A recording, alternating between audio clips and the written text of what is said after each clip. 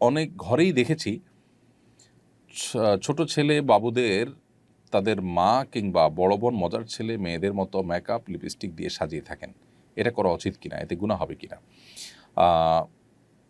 প্রথমত, প্রাপ্তবয়স্ক ছেলে মেয়েদের মধ্যে একে অন্যের বেশভূষা ধারণ করা এটা তো পরিষ্কারভাবে নিষিদ্ধ। নবী সাল্লাল্লাহু আলাইহি ওয়াসাল্লাম বলেছেন, লাআনাল্লাহুল মুতাশাব্বিহিনা মিনার রিজালি বিন নিসা ওয়া লাআনাল্লাহুল মুতাশাব্বিহাত মিনান নিসাই বির রিজাল। যে সমস্ত পুরুষরা যে সমস্ত মেয়েরা ছেলেদের বেশভূষা ধারণ করে, তাদের মতো আচার আচরণ, তাদের মতো পোশাক আশাক, তাদের মতো সাজগোজ, যে কোনোভাবে তাদের সাথে সাদৃশ্য গ্রহণ করে, তাদের প্রতি আল্লাহ তাআলা লানত এবং অভিশাপ নাজিল হয়, বর্ণিত হয়। অর্থাৎ এটি গুনাহের কথা, অপরাধের কথা। সমাজে সমকামের বিস্তার ঘটে এই সমস্ত কালচারের ডেভেলপমেন্টের মধ্য দিয়ে। আজ অত্যন্ত সূক্ষ্মভাবে গোটা পৃথিবীতেই প্রত্যেকটা সমাজের পরতে পরতে এই নারী পুরুষের ভেদাভেদকে তুলে দিয়ে সমকামিতার পথকে সুগম করার একটা চেষ্টা চলমান আছে। এটি সাধারণ একটি বিষয়, যেটি আমাদের জানা থাকার কথা অনেকেরই। এর পাশাপাশি প্রশ্নে যেটি উল্লেখ করা হয়েছে, বাচ্চাদের ক্ষেত্রে এটা করা নাজায়েজ হবে কিনা। যে জিনিসটা আসলে বড়দের জন্য নাজায়েজ হয়, যেটা আমরা একটু আগে জানলাম, সেই জিনিসটা বাচ্চাদের ক্ষেত্রেও করা উচিত নয়, সেটা বাচ্চাদের ক্ষেত্রেও করাটাও নাজায়েজ। সেই জিনিসটা আমাদের মাথায় রাখতে হবে। তবে বাচ্চার কোনো গুনাহ হবে না, যেহেতু সে কোনো কাজ করেনি, কিন্তু যে সাজাবে সেই প্রাপ্তবয়স্ক হলে তার গুনাহ হবে। দুষ্টুমি করে রসিকতা করে হলেও এরকমটি করা উচিত নয়, যেহেতু এখানে শরিয়ার একটা বিধান লঙ্ঘনের ব্যাপার রয়েছে এবং এটার কারণে মনস্তাত্ত্বিক একটা পরিবর্তন হয়, যেটি আমাদেরকে গুনাহগার করে।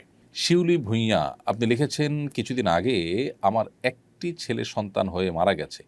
আমার শাশুড়ি বলছেন আমি নাকি আমার সন্তানকে মেরে ফেলেছি। মায়ের কথা শুনে আমার স্বামীও তাই বিশ্বাস করছে। আমার শাশুড়ি মানুষের কাছে বলে বেড়াচ্ছেন আল্লাহ দিয়েছিলেন, কিন্তু আমরা রাখতে পারিনি। এমত অবস্থা আমার করণীয় কি? খুবই খারাপ পরিস্থিতিতে আছি, আপনার পরামর্শ কামনা করছি। বোন শিউলি ভূঁইয়া, আপনার কষ্টটি কিছুটা হলেও আঁচ করতে পারছি। আমাদের সমাজে খুব ভয়ঙ্কর এক পরিস্থিতি এই জাতীয় ঘটনার ক্ষেত্রে ঘটে থাকে।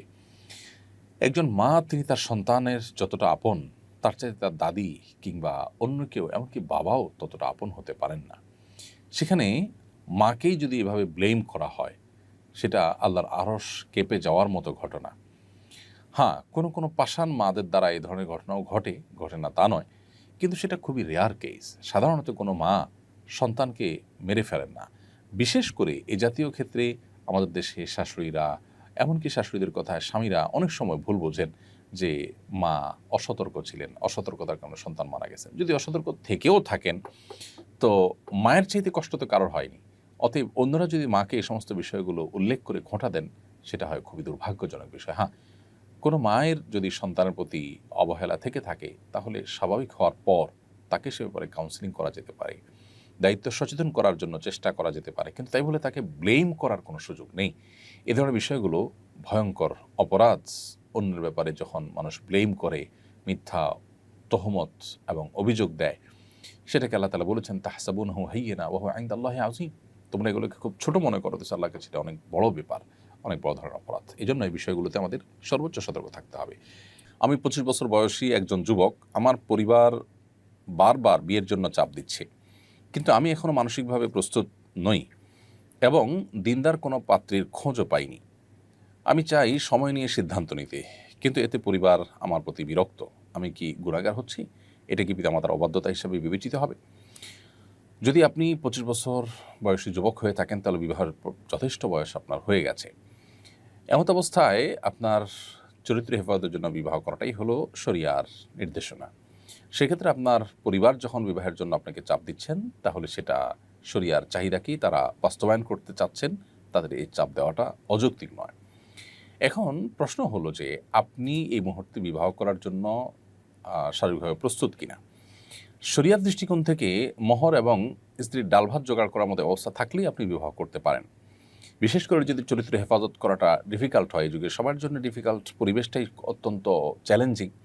তো এই পরিবেশে যদি আপনি বিবাহ করলে আপনার ঈমান, আমল, আপনার তাকওয়া, চরিত্র হেফাজত করতে সহজ হয়, তাহলে বিবাহ করাটা আপনার কর্তব্য। একদিকে আপনি উপযুক্ত বয়স হয়েছে আপনার, দ্বিতীয়ত হলো বাবা মার নির্দেশ আছে, তৃতীয়ত হলো আপনার বিবাহের নিড আছে, এবং চতুর্থত হলো আপনার সামর্থ্য আছে। তাহলে আপনার তাদের এই নির্দেশনাকে ডিনাই করাটা অন্যায়।